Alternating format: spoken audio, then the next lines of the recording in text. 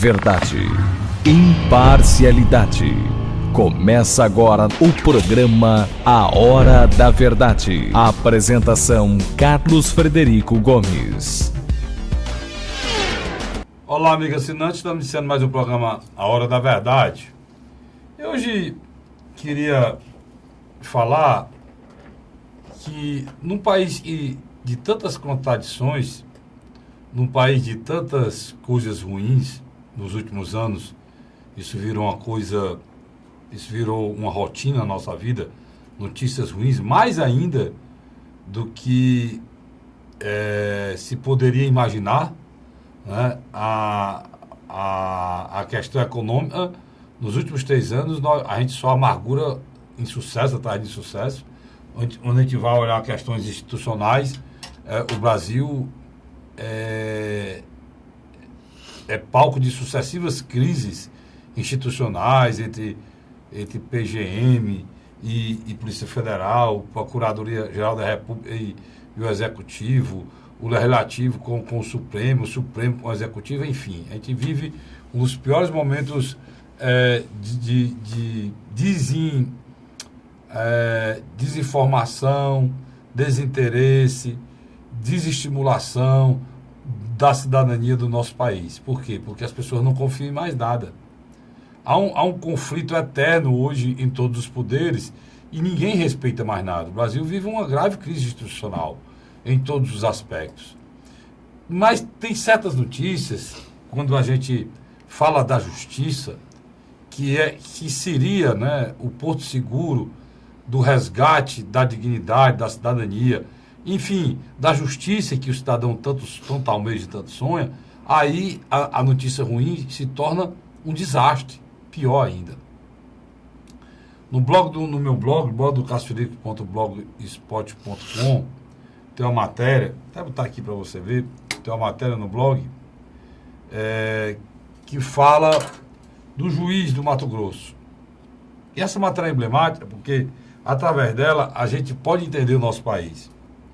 Pode entender as mazelas do nosso país. Vou ler aqui para você rapidamente, para você ter ideia. Tá? Eu batizei de juízes injustos. Né?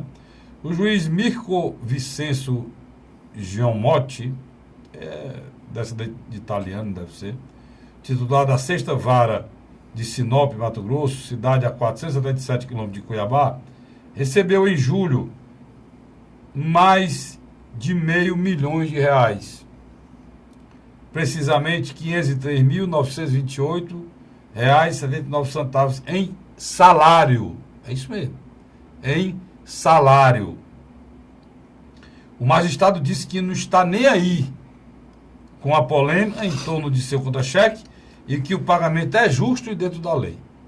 Eu só fiz copiar esse pedaço aqui, que ele falou isso, para dizer o seguinte: o artigo 37 da Constituição, no seu inciso 11º, acho que o juiz não sabe, eu vou dizer para ele. Ele sabe. Todos eles sabem. E um juiz tem um notável, para ser juiz, ele tem que ter um grande saber jurídico.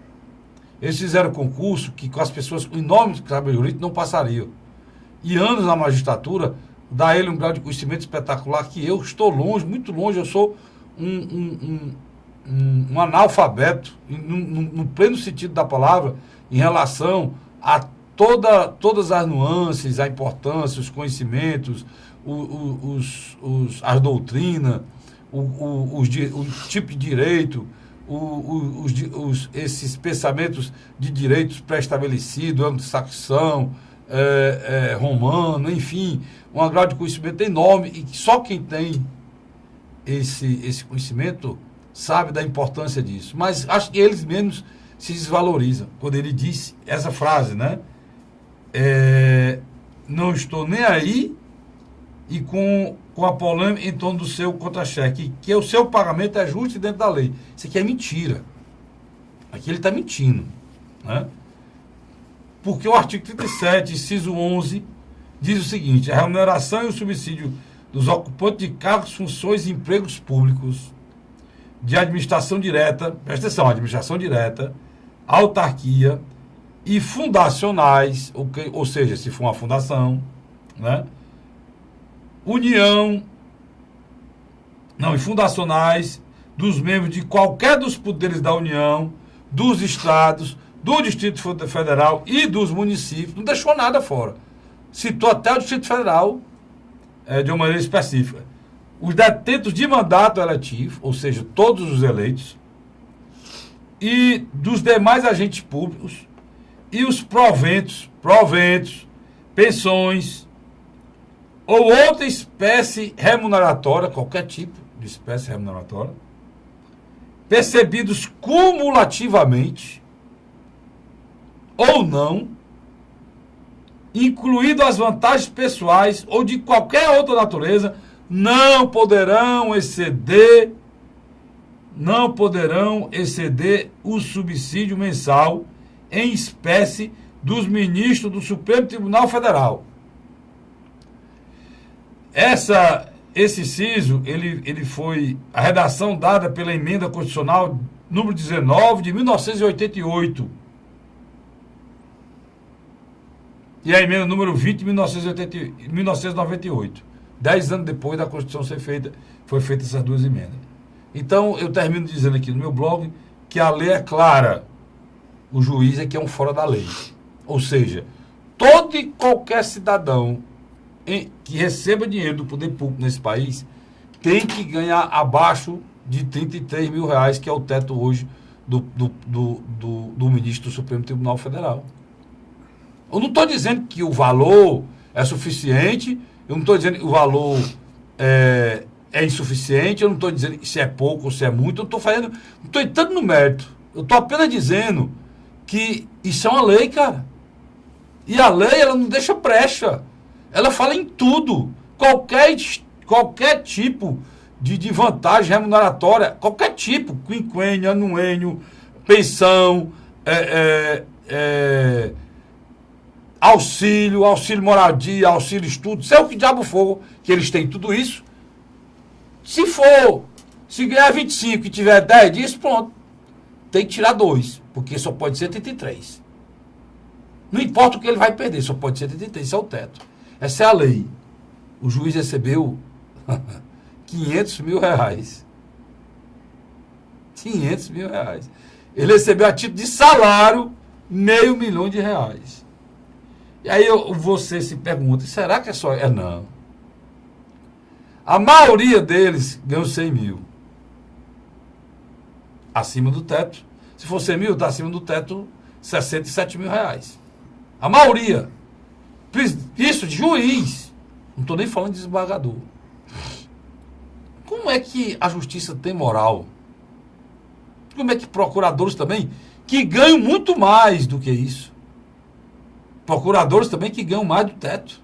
Procuradores que denunciam políticos, promotores que denunciam para prender um político que emprega uma pessoa fantasma, como teve uma denúncia agora lá em Natal, na Assembleia de Natal, que denunciam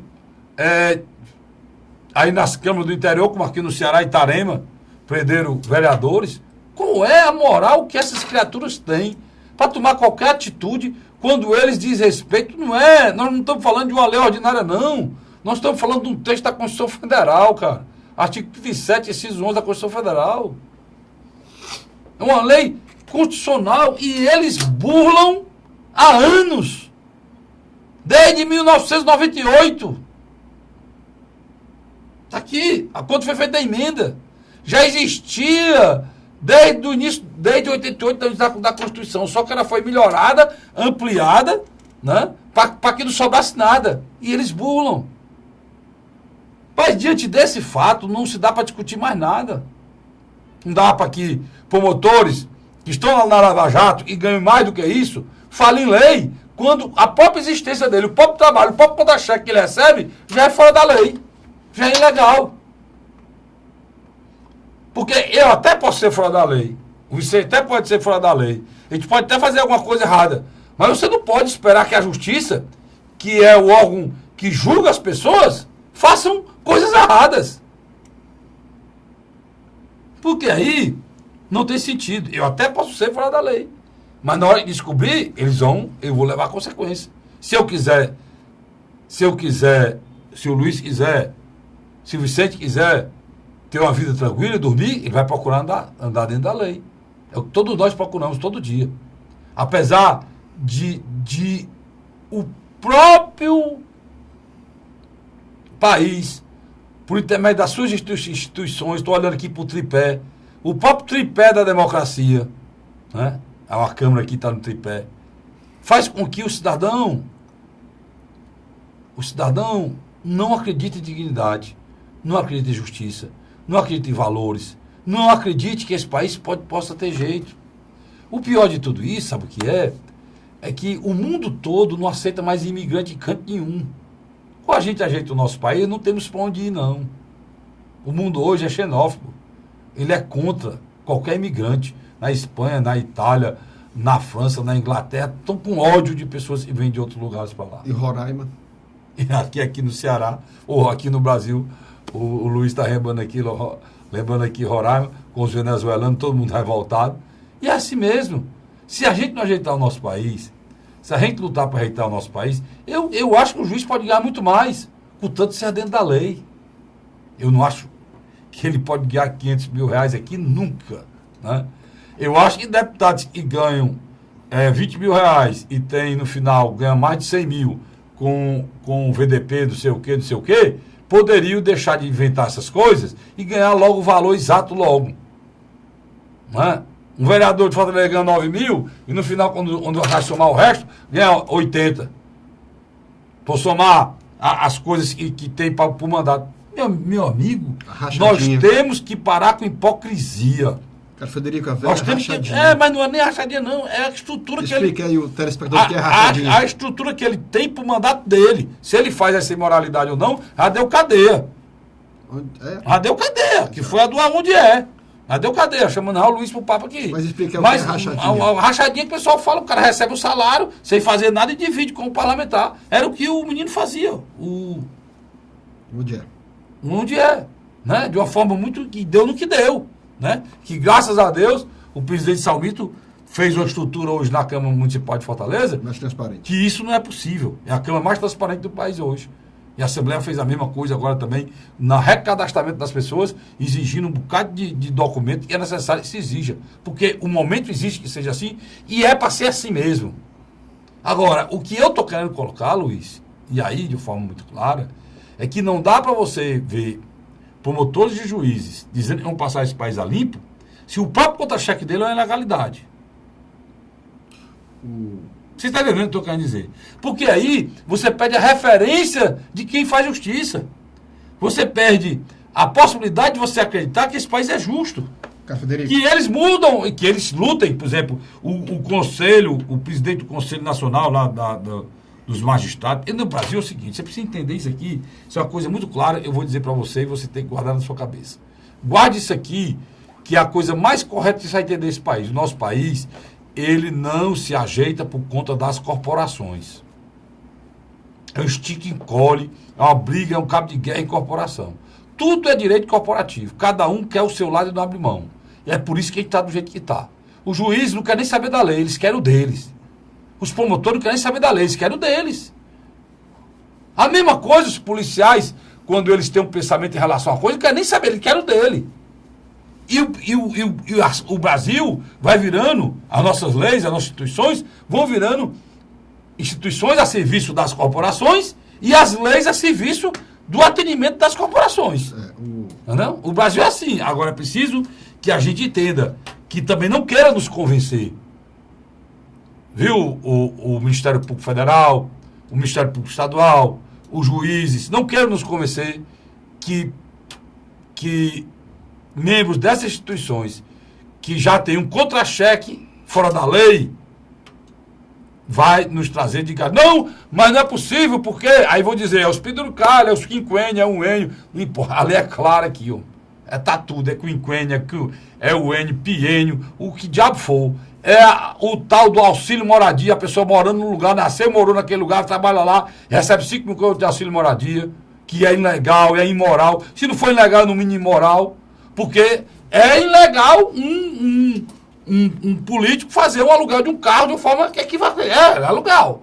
Aí não é legal? É ilegal também você receber um benefício de 5 mil reais se você mora no lugar onde você nasceu, se você trabalha no lugar onde você nasceu, você tem sua casa, né?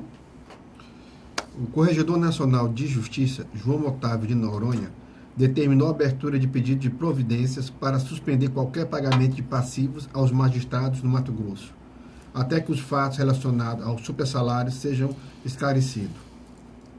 Ele deixa bem claro. O Conselho Nacional de Justiça sabia disso aí, Luiz. Ao todo, 84 juízes receberam mais de 100 mil como reforço do salário de julho. 84 juízes, lá só em Mato Grosso aí, Mato Grosso. receberam mais de 100 mil acima do salário de julho. Isso nesse país em que o presidente acabou de reduzir R$10 do salário mínimo do próximo ano. Ele nem chegou. Era 979, Luiz? Passou 969. Continua, Luiz. Em nota à imprensa, o Tribunal de Justiça de Mato Grosso disse que fez os pagamentos amparados em uma decisão do ministro corregedor de janeiro deste ano, que foi autorizado o pagamento de R$29 mil a uma juíza referente à diferença de substituição de entrância, quer dizer, o efeito cascata. Os outros entraram na fila e reclamaram, e aí foram feitos os cálculos. E o teto sai para quê? Na grande realidade, Carlos Frederico, o nosso judiciário, ele é grande, caro e ineficiente. É o mais caro do mundo, Luiz. É o mais caro do mundo. Eu digo isso com tristeza, porque tem juízes sérios, com a grande maioria, é homem de bem, homem de caráter, homem de dignidade, tá certo? Que eu acho pouco, vou ser bem sério. Eu acho pouco um juiz que trabalha 8 horas por dia, com arrumo de processo, ganhar 33 mil, eu acho pouco. Eu acho pouco. Pô, estudou a vida toda, acho pouco. Diante do salário brasileiro, parece muito, né? Da pobreza sem que dúvida, é R$1.000, né? Parece muito. Mas porque ele ralou, porque ele lutou, por desembargador, parece pouco. Só que, como eu sei que eles têm outras regalias, né? E inclusive no contra-cheque, não é pouco. Não é pouco. Auxílio moradia. Pouco é o trabalhador brasileiro ver uma molecagem que está no jornal de hoje, né? A molecagem está em todas as páginas, que o rombo por conta do rombo da Previdência, por conta do rombo aí do governo federal, de 159 bilhões, em 2017 é um rombo, 2018 é um rombo, 2019 é rombo. Até para o próximo presidente o rombo já está pré-estabelecido. O governo quebrado. Pois é, por conta disso, eles refizeram a meta e tiraram R$10 no salário mínimo que ele tinha projetado, e é para ser pago a partir de janeiro de 2019, de 2018. E eles já tiraram R$10. Para economizar 3 bilhões. Isso é imoral, rapaz. 3 bilhões ganhavam o Odebrecht numa obra. Eu não sei. Viu, Carlos Frederico? 3 bilhões ganhavam o Odebrecht em uma obra. Esse governo imoral aí, ele está abusando, sabe, da paciência da cidadania, do bom senso. Abusando. Nós não temos nada a ver com isso aí, mas nós não temos nada a ver com a irresponsabilidade do Lula em querer ser líder mundial, pegando os recursos desse país e torrando como ele torrou.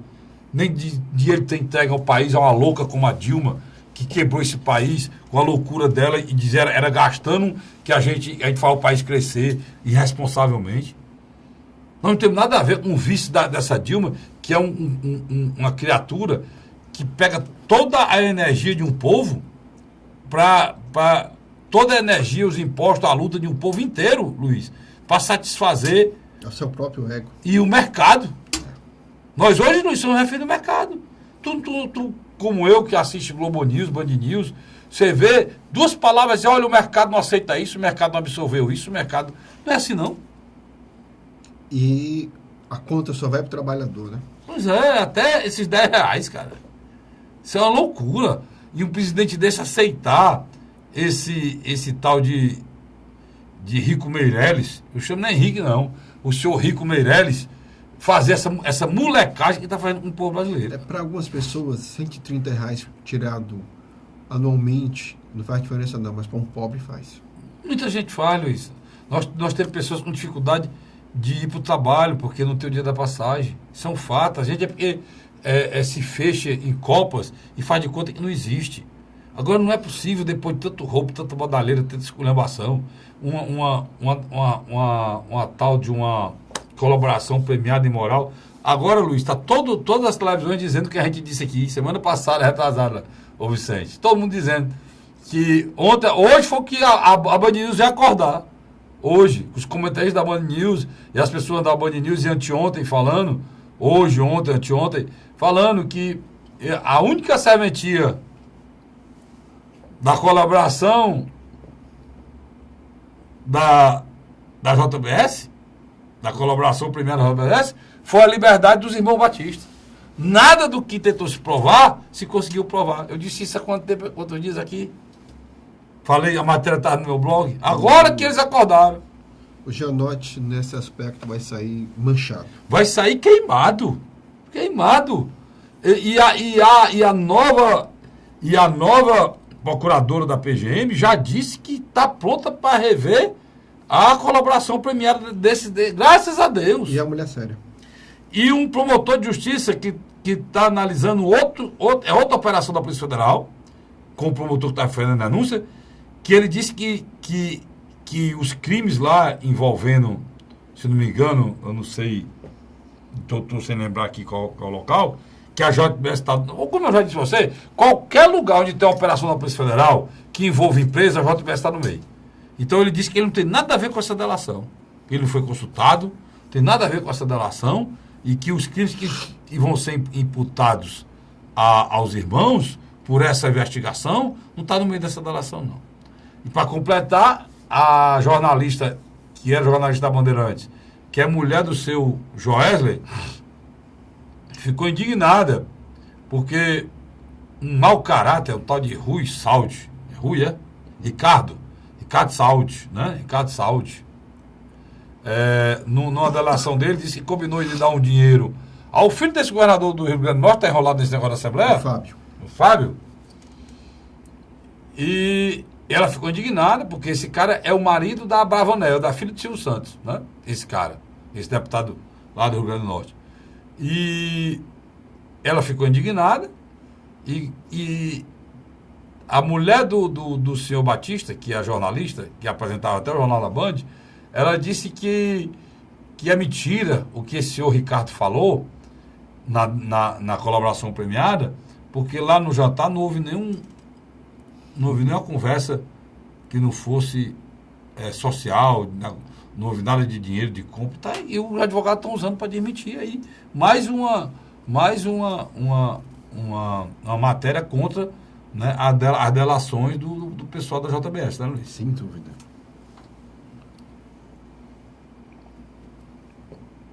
E a gente precisa entender que essas coisas só vão poder andar, só vai poder ter desdobramento em busca da justiça se a cidadania brasileira fazer a reclamação. Se a gente não reclamar, se a gente ficar passivamente vendo toda essa banda passar, destruindo toda e qualquer esperança de melhoria de vida do povo brasileiro, nada mudará. Eu vou para um rápido intervalo e volto já para a gente discutir outros assuntos aqui no programa A Hora da Verdade. Sai daí não. A Hora da Verdade.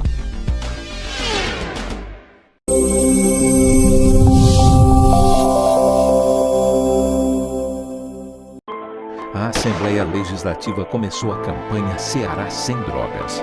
A discussão vai ser levada para todo o estado, prevenindo a população e buscando soluções para resolver o problema. Participe da campanha. Juntos ficamos mais fortes para combater essa verdadeira tragédia que destrói famílias, futuro e muitas vezes a própria vida. Ceará Sem Drogas, uma luta de todos nós. Assembleia Legislativa do Estado do Ceará. José de Arimanteia, Uruoca. Acordo 8 horas, 9 horas, aí carrego o carro e vou lá pegar água. Aí sai distribuindo os comércios. Estrada dessa, pagou de você andar. Você não gasta pneu, tem economia no bolso e anda rápido. Sertanejo pega uma estrada boa, fica feliz, fica contente. Assim como o trecho que liga Uruoca a Martinópole, o governo do Ceará está fazendo mais de 1.000 quilômetros de estradas mais importantes da vida de muita gente. Governo do Ceará.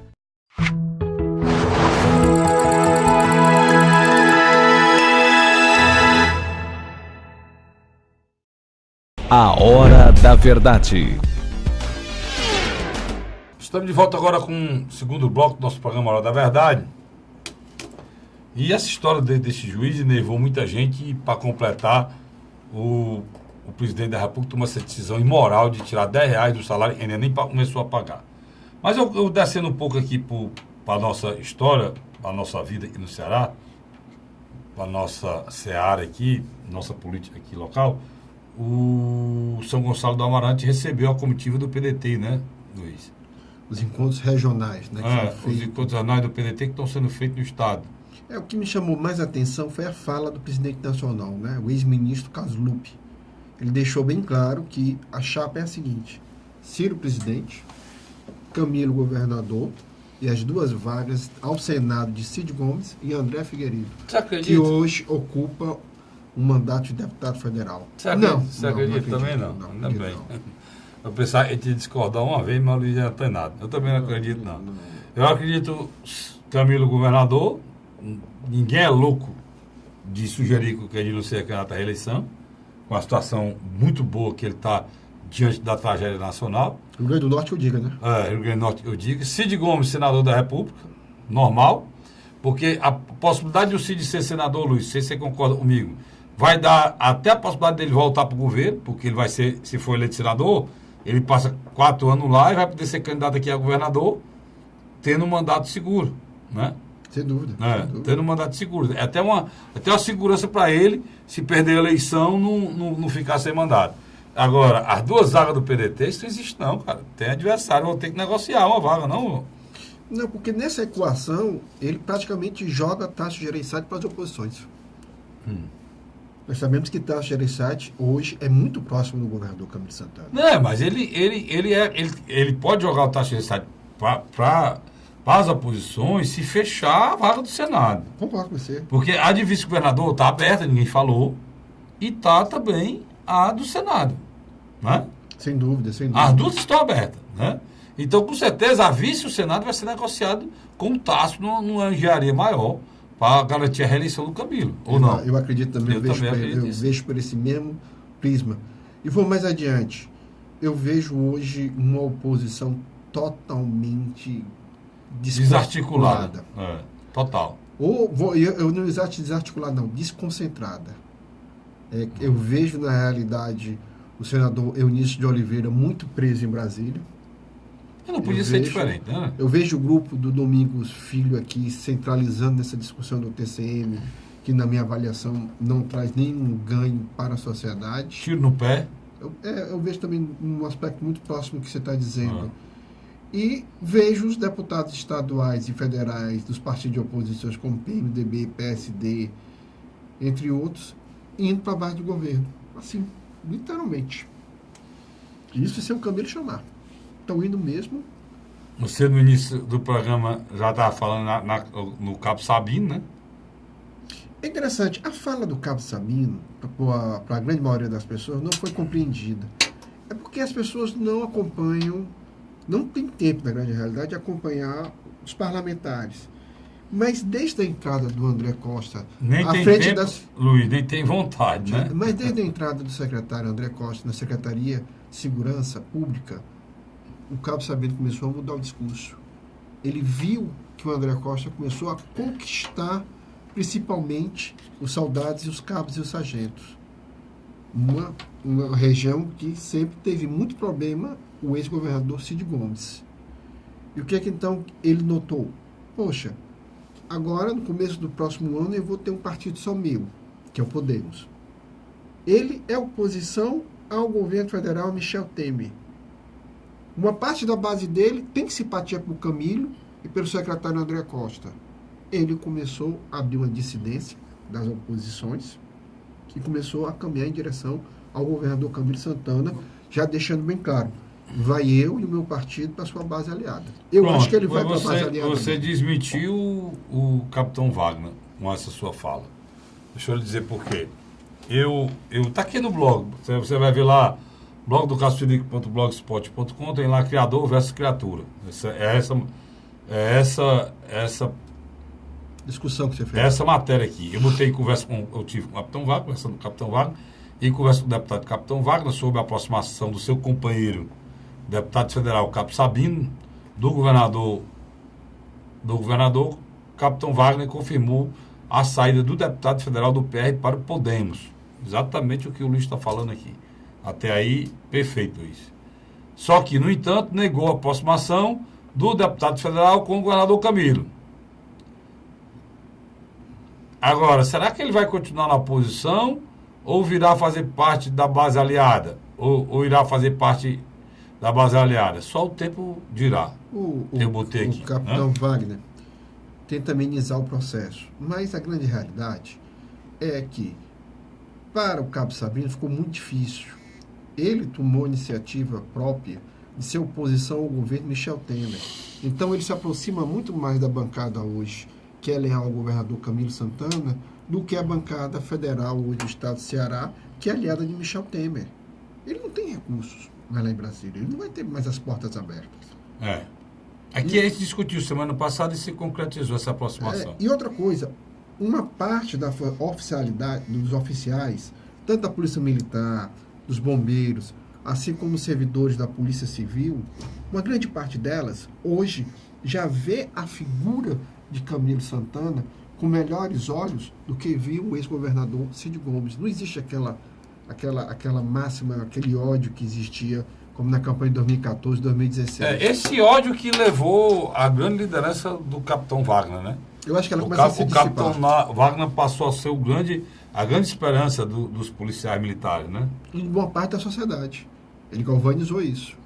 Você tem uma ideia, o Capitão Wagner tirou uma votação espetacular para prefeito. 400 mil votos no final do primeiro turno. Nenhum candidato de oposição tinha tirado uma votação tão expressiva como ele tirou. E outra coisa, viu, o Carlos Frederico? A nível nacional, mas só puxando para a gente voltar de novo aqui a nível estadual... Só te perguntar uma coisa. Tu falou no Eunício aí, que o Eunício... Está muito preso em Brasília. Muito preso em Brasília, né? Eu conversei com o deputado Leonardo Araújo, tá no meu blog também, Eunício, candidato a governador.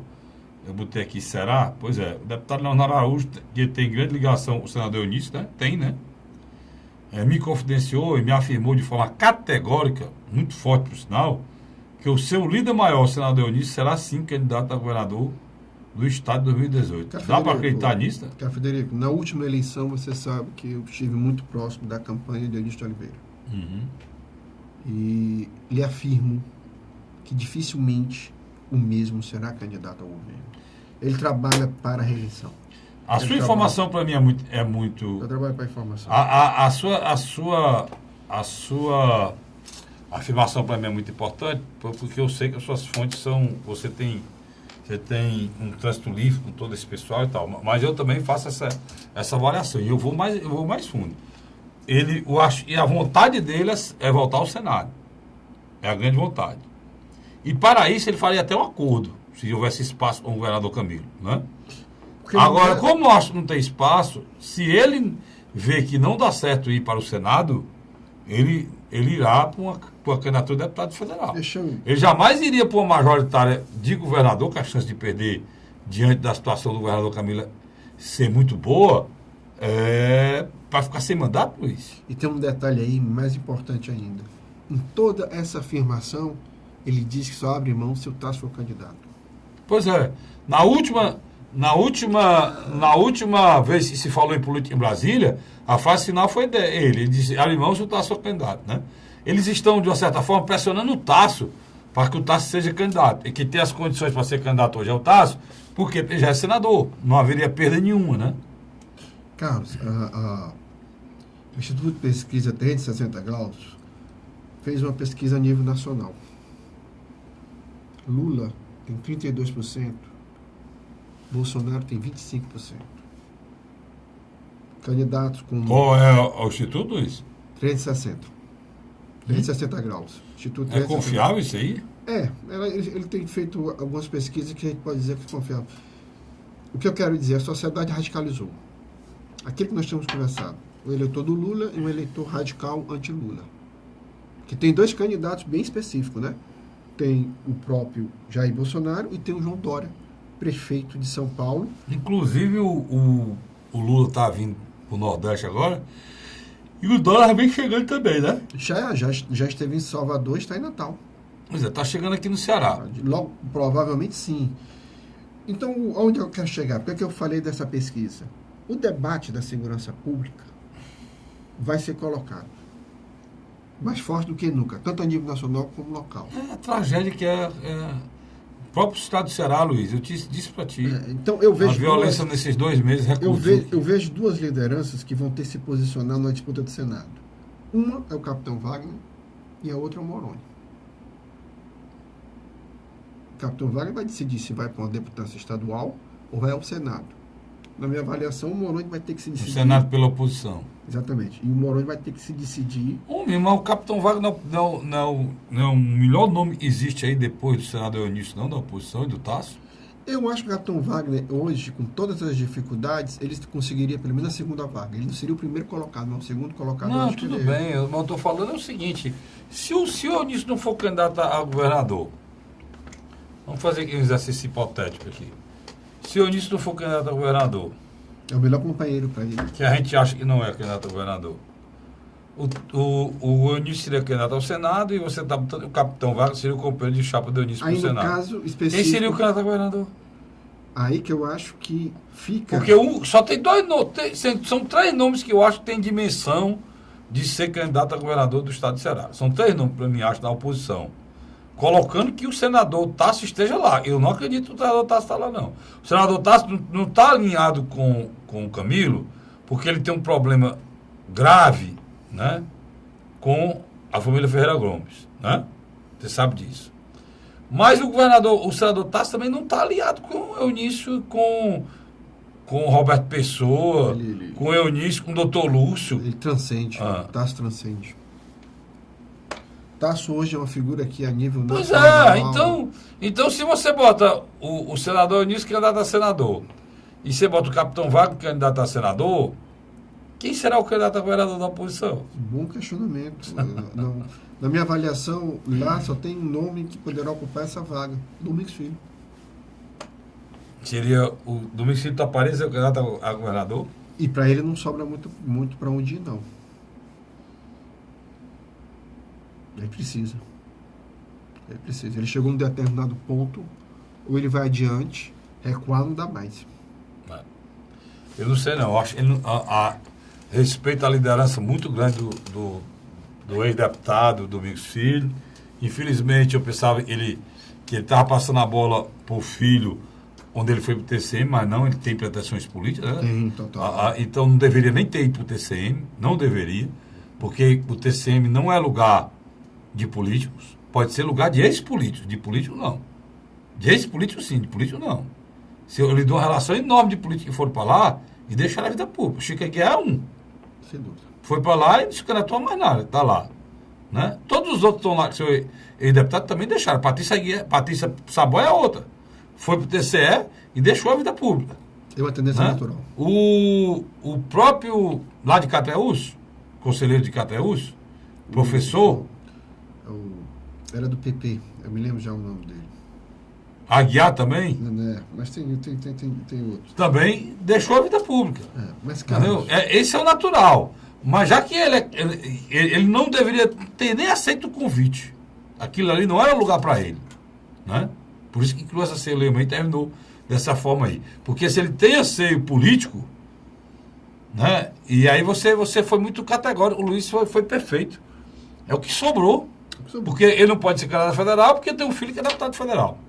A prefeitura, fazer um projeto para a prefeitura de Itauá, não interessa mais, que ele é maior do que isso. Já transcendeu isso. É maior do que isso, e é a esposa dele que continua com essa pretensão, que já foi prefeita de Itauá, e perdeu a eleição agora por 100 e poucos votos, né, para o novo prefeito de Itauá. Aí você vai, deputado estadual... Também não é para ele hoje. Porque ex-presidente da Assembleia 2 vezes, se voltar para a Assembleia sem poder ser presidente... Né? E não voltaria mais para o Baixo Clero, é muito ruim. E não ia para o Baixo Clero. Então, o Luiz foi muito perfeito na sua avaliação, eu acho corretíssimo. Sobrou ser candidato a governador, ou na composição ser o candidato a vice-governador novamente, que ele também já foi. Não sei bem se interessa ele ser vice-governador, que ele também já foi vice-governador. Né? Mas, Carlinhos, quando a gente voltar agora no terceiro bloco, eu quero fazer uma centralização nesse voto da segurança pública, que eu acho que a chapa majoritária... Vamos falar sobre isso. Eu vou fazer até uma análise aqui sobre segurança pública, porque hoje eu reputo esse fato, eu reputo esse problema, essa problemática, a coisa mais importante hoje do nosso país. Olha, e vou voltar também com uma polêmica, que foi um bote botado na sala essa semana, que a MC botou, querendo voltar a multar os motoristas e ultrapassam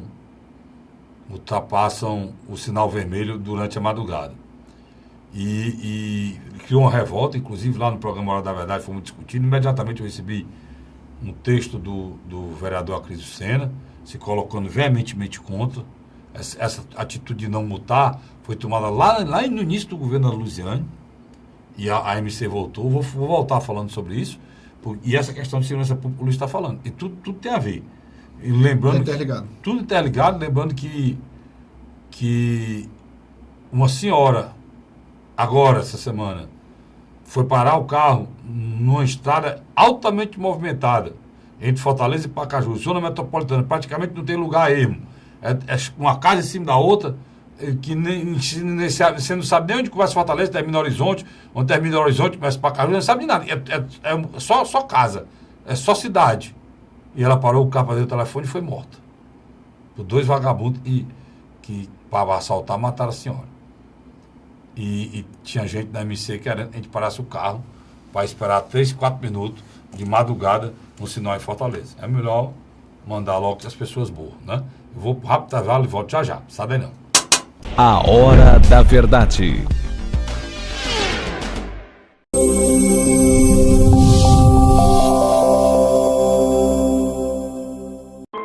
A Assembleia Legislativa começou a campanha Ceará Sem Drogas. A discussão vai ser levada para todo o estado, prevenindo a população e buscando soluções para resolver o problema. Participe da campanha. Juntos ficamos mais fortes para combater essa verdadeira tragédia que destrói famílias, futuro e muitas vezes a própria vida. Ceará Sem Drogas, uma luta de todos nós. Assembleia Legislativa do Estado do Ceará. José de Arimanteia, Uruoca. Acordo 8 horas, 9 horas, aí carrego o carro e vou lá pegar água. Aí sai distribuindo os comércios. Estrada dessa, para gosto de você andar. Você não gasta pneu, tem economia no bolso e anda rápido. Sertanejo pega uma estrada boa, fica feliz, fica contente. Assim como o trecho que liga Uruoca a Martinópole, o governo do Ceará está fazendo mais de 1.000 quilômetros de estradas mais importantes da vida de muita gente. Governo do Ceará.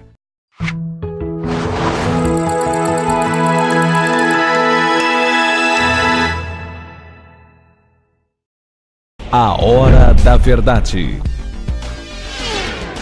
Estamos de volta agora com o terceiro e último bloco do programa Hora da Verdade. Eu falei aqui na questão das multas lá da MC, contrariando até o Detran. O Detran confirmou e aconselha que as pessoas ultrapassem o sinal dentro daquele cuidado, claro, olha, 30 quilômetros, 30 quilômetros ultrapassa, né? E eles fizeram lá, hoje de manhã, os jornais amanheceram, hoje e ontem, tem jornal hoje falando, e ontem também eles falaram, do recuo da MC, né, Luiz? Entendendo óbvio.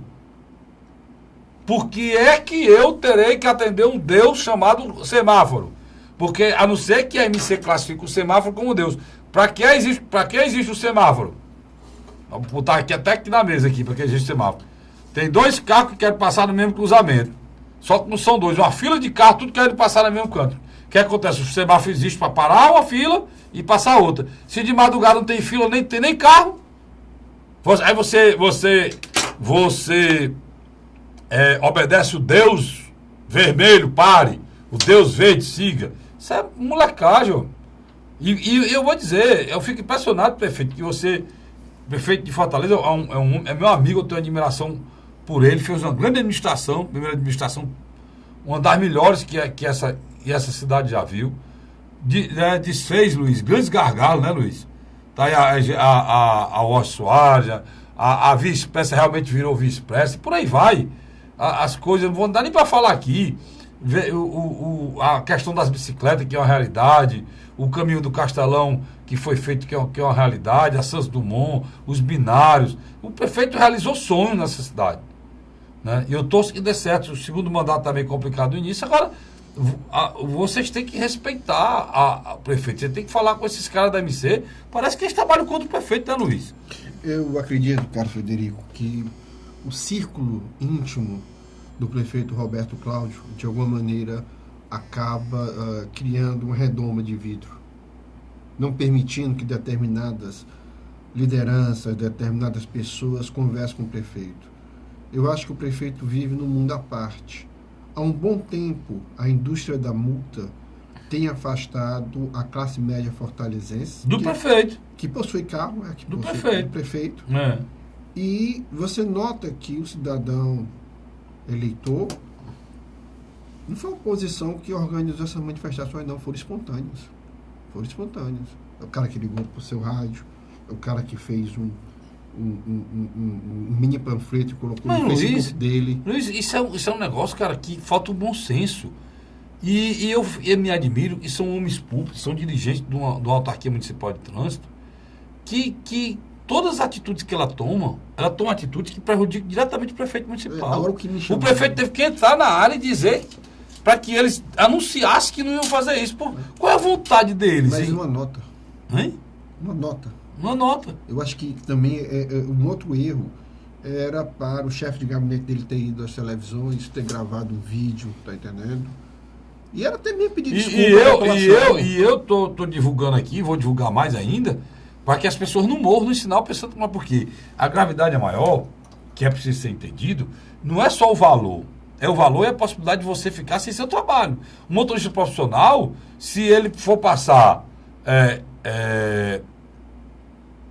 a furar sinal e recebendo multa, ele vai perder a carteira. Sem dúvida. Por causa dos pontos, né? Então você vai retirar do cidadão o seu trabalho, né?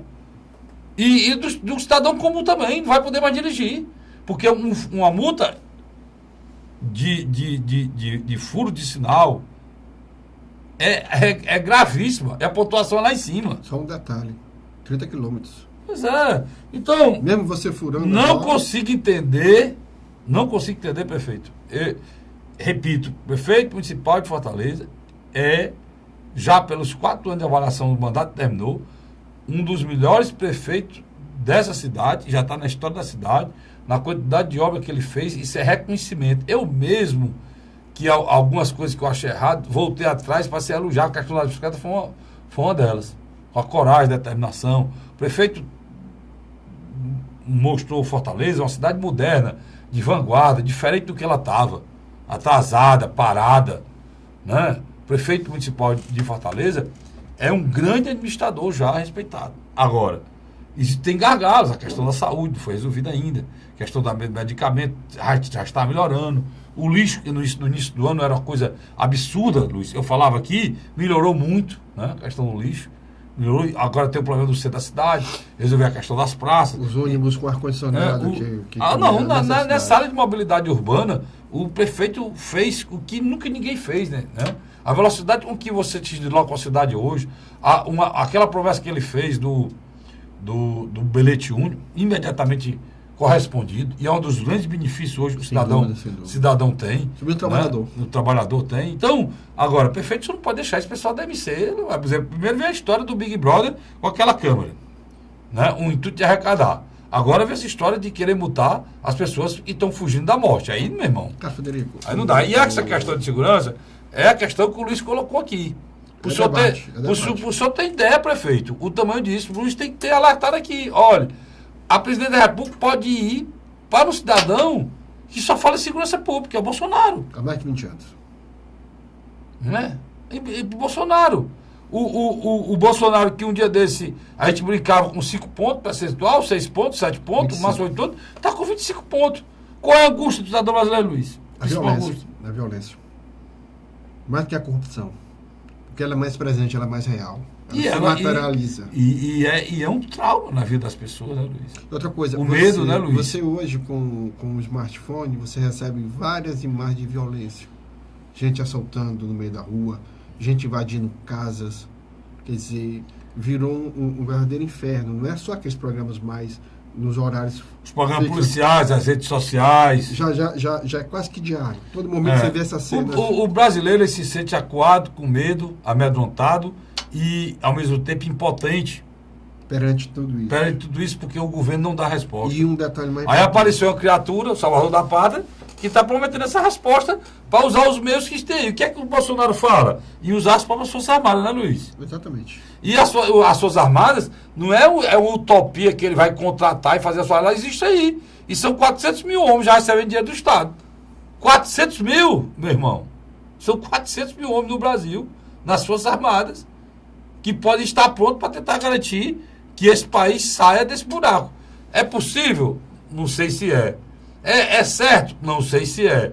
Mas ele vai levando e crescendo, dando esperança ao povo brasileiro de poder comprar um pão na esquina. Vou dar um exemplo. De uma mulher poder parar um carro para falar com o marido e não ser morta. De um motorista do Uber ir pegar um passageiro... Errar o caminho não abaixar o vidro. E ser morto porque... Não baixou o vidro. Não baixou o vidro.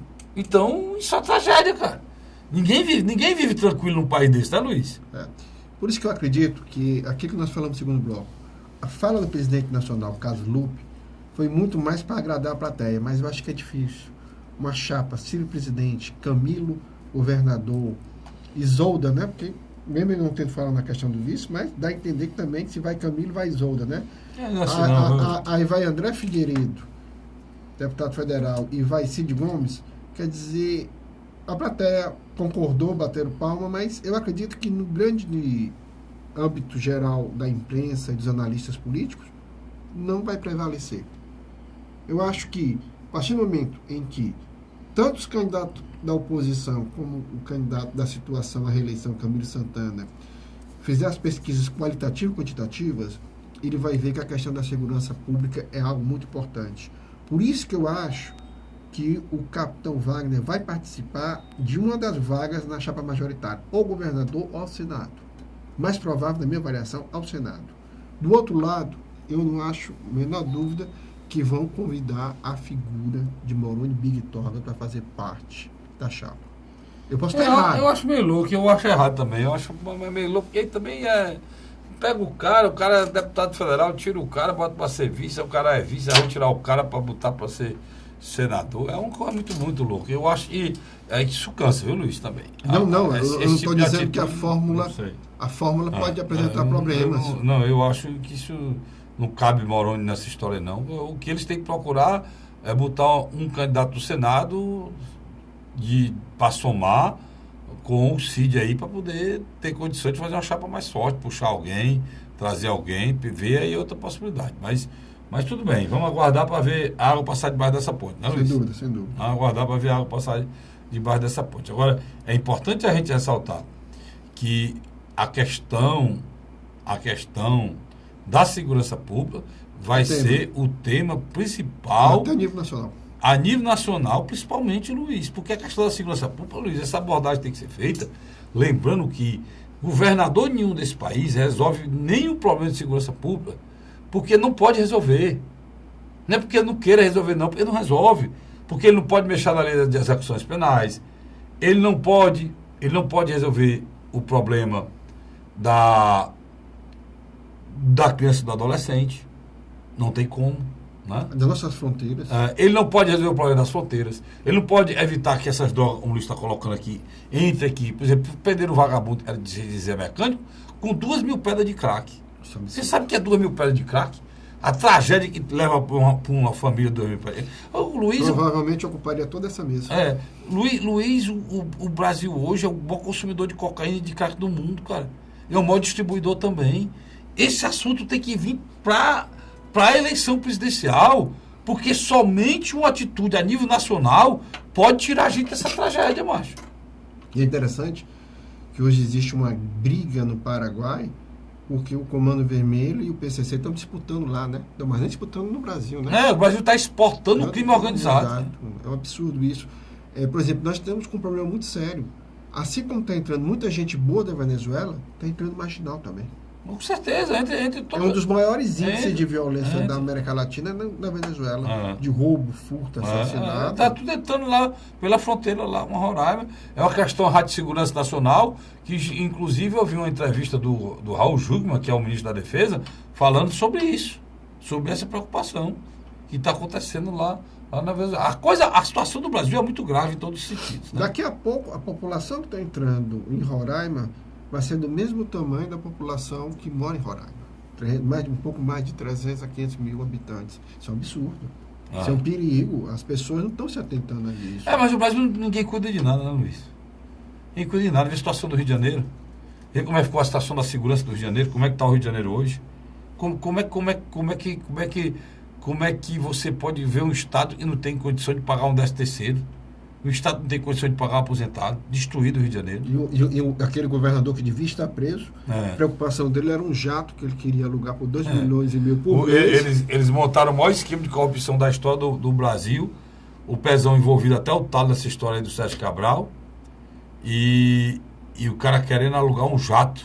Porque na situação que o Rio de Janeiro está indo pagar. Rapaz, isso é um escárnio, Luiz. Isso é falta de respeito.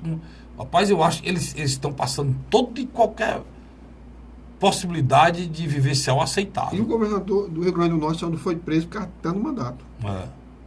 O correto era ter sido A questão preso. dele é um esquema montado lá, né? Assembleia Legislativa. A Assembleia Legislativa com um filho, né? Exatamente. Com um filho. Mas é demais. A gente pode se vira essa situação, a gente não sabe mais a quem apelar. O que a gente sabe que além dessas notícias ruins em relação à degradação, e a gente vê as nossas instituições totalmente degradadas, desrespeitadas, totalmente imorais, nesses homens sem um pingo de dignidade. Além disso, Luiz, você ainda ter que vivenciar um grau de violência estupendo que a gente vive, né? Uma coisa fora do normal. Sai fora da normalidade. Você vê uma pessoa não pode mais parar um carro no acostamento e morre. Isso é uma situação gravíssima, cara. E os presídios? E a gente não dá a devida importância. O cidadão brasileiro, ele aceitou isso. Ele não dá a devida importância. Se nós estamos aqui no estado de Ceará com mais de 2.700 mortos em meio ano, cara. Em meio ano. A situação do estado de Ceará é do Rio Grande do Norte, é do Piauí, é do Mato Grosso, é de todo local. Porque é uma questão nacional. E precisa ser encarado de forma nacional. A gente que vai votar em 2018 precisa ouvir os pré-candidatos e depois os candidatos a presidente da República, o que é que eles pensam para resolver essa questão gravíssima que é o problema da segurança pública no país. Porque esse projeto tem que sair a nível federal, né, Luiz? Sem dúvida. E essas plataformas têm que serem feitas a nível federal, tem que ser discutida, cara. A prova é tão grande que o Jair Bolsonaro está no patamar que está, principalmente pela questão da segurança, né, Luiz? Uma parte do eleitor moderado está indo pelo discurso tanto da segurança pública como da moralidade. Ele tem seus defeitos. O discurso do Jair Bolsonaro, às vezes, é um discurso que deixa muito a desejar. Principalmente quando ele ataca. Ele tem um estilo muito violento. Mas a questão moralista é tão forte nele que as pessoas estão dizendo uma coisa muito interessante. Eu não voto em candidato do PSDB e do PT. Isso é uma verdade. Negação, né? Esses dois partidos conseguiram inacreditável. Sabe? E juntos, né? E juntos. Tanto que já dentro do PSDB, há quem queira que o candidato seja o João Dória, porque o João Dória não tem cara de PSDB. Ele é muito cínico. Sem dúvida. Isso aí não vou nem... Ele é muito cínico e... artista. Não, eu acho que ele é cínico e ao mesmo tempo cômico. Sem dúvida. Porque você ser prefeito, se candidatar, agora falando que é candidato a presidente, não dizer que é político, aí é ridículo. Ele libera o ridículo. Cínico e ridículo. Não tem outra coisa a dizer, Luiz. O cara foi candidato a prefeito, foi eleito prefeito, agora é candidato a presidente. Não teve nem um ano de mandato e disse que não é político. É um político carreirista da pior espécie, macho. Já rompeu com o governador que o apoiou para ser prefeito, já está numa cruzada para ser presidente. É um político carreirista da pior espécie, do meu entender, né? Sem dúvida. E usa a mídia muito bem. Eu vivo o Bolsonaro, se for pensar desse tipo aí. Eu não sei onde é que a gente vai parar. Eu sei que tá aí o erro do povo americano. Confusão lá nos Estados Unidos é por metro lá. Todo dia tem 10, né? Agora ele está defendendo a supremacia branca, né? Você já imaginou isso aí, né? Os neonazistas.